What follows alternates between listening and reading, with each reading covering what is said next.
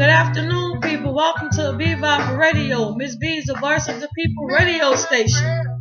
Introducing the fact that John Mayer says that we're waiting for the world to change. And I want to say it's time for us to make that change. We are the next generation. We are the generation. We are this generation. And we are what needs to get the job done. Yes, I have an agenda for the day. But first of all, let me start by first saying, let me give my obedience and my thanks to the Lord, my God, whom I follow, the Alpha and Omega of my life, my El Shaddai, by whom none of this would have came through, if not putting me through the trials in which I've had, to have the tribulations in which I share. Yes, Father God, I just want to just thank you. In the name of your darling son, Jesus. Amen. Here we go, people. I have three things on the agenda for the day. First of all, I have to talk about a question that came out of my last video. I don't think the person meant it intentionally. It was just an honest question. Number two, I want to talk about me being on the radio yesterday at WBOK, 12:30 a.m. with Coach Frank for C6 is what their organization's name. And third of all, I would like to talk about the remarks made by Governor Jindal to the GOP. So let's get down to it. Shedding the light on the question about would I like my job back at Clark? I don't think this whole video situation and thing came across to not so many people in the way that it should have came about. The situation is this. Do I want my job back at Clark? And then they asked me the same administration. I don't think I would ever want a job back at Clark. For the simple thing, I don't think it's basically understood what a teacher does and what a teacher is. A teacher is ultimately just like a preacher. So you are contributing to these people's personalities, these children's soul, their spirit, their intellect, their intelligence, their emotions. You are contributing something to every aspect of their lives by being their teacher. You are the one that guides them into the rest of their lives, along with their pastors and their family at home. You see, yes, we produce doctors and lawyers, architects, engineers. We produce governors. We produce all these people into our society, and we would like to give them things in which they need so that they will be very productive in the society in which they are. You see, this is what happens when you're a teacher. You develop bonds and relationships, and you see exactly what each child needs, and you give them to them so that they can take and make a step closer to the goal in which we all are here for. You will give them that great insight on life. And when you uplift them and give them exactly what they need and be their crutch, be their cast, be their doctors, be their lawyers, be their mothers, be their fathers, be their sisters and brothers, and also be their friend, you put them on a pedestal of knowing that they have worth, that they are worth something and they are someone, and that they have the ability to dream and they have the right to dream. And this is what teachers do. We help them become more than what they think they can ever become. We help them to get to the next level.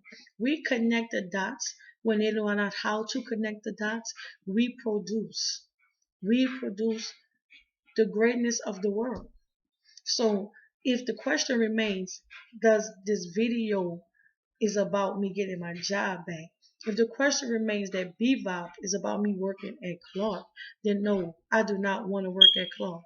I am fine because I work at a school currently. I am employed. And even if I was not employed, I would still be doing BVOP radio because during my 2-month hiatus, the hiatus and being not working with the students that I've worked with for the past 2 years, a revelation came across me that those kids showed me that I knew kind of exists, but I was so busy being on the battlefield, I didn't know what the battle was from the outside. So Bebop Radio is not about me getting my job back at Clark. Bebop Radio is about what it is. Miss B is the voice of the people. It's about me giving light to what really is going on in our communities. It's about me shedding the truth all across the land about right here in the South Louisiana, right here in New Orleans, right here in Plaquemine Parish, right here in St. Bernard Parish, right here in the parishes all of South Louisiana. It's about me spreading the word. It's about me telling the truth. It's about me shedding a light on the darkness in which we live in, and that we live is blind, as if we cannot see. So therefore, that hopefully that answers the question from my last view of my video. No, it's not about me wanting my job back. Has always been about the children. There's nothing more prevalent and precious in this world than God's gift of children to us to teach them. Nothing more precious than that. So therefore, thank you for tuning into my show. Hopefully this doesn't discourage anyone from watching any more future shows. But I just wanted to answer that question because I don't want anybody to think that this BVOP is about me obtaining a job or having job security. BVOP is about being a voice of the people. BVOP is spreading the word of telling the truth, not even buttercoating it, not even trying to sugarcoat it, not even trying to put ice cream or whipped cream on top. Tell the truth is the truth. And we all know what they say about the truth. The truth shall set you free. So that's what this is about. This is a tell the truth movement. And Bebop is just sponsoring it. So therefore, if anybody have any other questions, I'll be glad to take them as well. Then next, move on to my show on yesterday at WBOK 12:30 a.m. with Coach Frank. Okay, Coach Frank threw out some numerous numbers yesterday. I'm talking about in the millions of dollars of recovered school district, of monies missing, properties not done, but yet no schools not being turned back over to Orleans Parish School Board as should be. Now, I'm a product of Orleans Parish School Board. I was a great teacher then, as I'm a great teacher now. I know many great teachers that were certified and uncertified, just love to teach. It was their calling, so that they did the job that they needed to do. And will do it anyway, for free, underneath a bridge, on a corner store, anywhere. I will teach anywhere. It doesn't matter. I love teaching. So, relationship Orleans Parish School Board to RSD. Now, I don't know if any people remember that Booker T. Washington was a Voltech school. I don't know if any people remember about John McDonald had Voltech within their school. I mean, so many different schools had so many different things going on. But I know what you do remember. I bet you remember that we didn't have enough books. I bet you remember that the schools was falling down, right? I bet you remember so many other bad things that were going on in the school. But nobody remember all the good things that was going on in these schools as well. So Recovery School District takes over all these private school books because they say that they were not producing the test scores. But of course, I remember a time teaching that I would have 55 kids in one room. Could you tell me what happened to RSD savoring that aspect of it all? See, you have to realize that sometimes we fall for the okie doke, not realize that we'd have been oaked and doped at the same time. Some things is always not better because it's new. Sometimes we need to put in to what we already have. We need to work on what we already have. For instance, so you could say this is the same thing. Our relationships. Sometimes we just walk away. Well, we could actually just work on those relationships. And then after you've worked on them and actually given it your all, and you went from every avenue and from A to Z and tried this one and tried that thing, and then it just didn't work, then you could say, well, I've tried my last try. I've done all I can do. And then maybe something new is what should come out of that. But, of course, that didn't happen. RSD takes over Orleans Parish School Board. And then it transitioned from RSD taking over Orleans Parish School Board to charter schools coming in. Now, the charter schools come in, they have complete autonomy, they have complete authority, and they can basically make all the decisions they want to make at their small boards. Now, I hope you don't think that the transition of Orleans Parish School Board to RSD to now charter was all based on the fact that it was supposed to be to save the children. You have to be there to know. Yes, I've gone through each entity and I've seen something bad in each one of them, as well as I've seen something good in each one of them. But I do know that schools should be in their own communities. It should be for the people of those communities because schools produce communities. Schools help communities to stay together and stay strong. Schools produce dignity, respect, pride, gratitude, and admiration. You get those things from school as well as you get those things from church. And sometimes some things are just better left alone and let those kinks work out for themselves. Now, I'm not trying to say, okay, Orleans Parish School Board was doing the best job ever or RSD, but I do know that there are some charters out here that are really training our children to be what I call have enslavement mentalities. They're squashing their voice. They're belittling their thoughts. They're saying they're not allowing them to voice their opinions or to appreciate who they are. Go into these schools, check them out, see what they're doing to your children. Pay attention to what's happening. Stop, excuse me, stop sending your babies out here just to say they're not at home. Start being mothers, start being fathers, start being big sisters, aunts, brothers, uncles, who's ever the guardian of a child. Stop sending your children to school without you going behind them. Take a day off, take an hour off, just pop up, see what's going on. Because guess what? As long as they're acting in a public school entity, they have to follow public schools law. There's an open door policy. Be a part of that movement. Understand what's happening in the lives of your children, not just what you do for them at home, but what they're doing when they're not at home as well. So WBOK 12:30 a.m.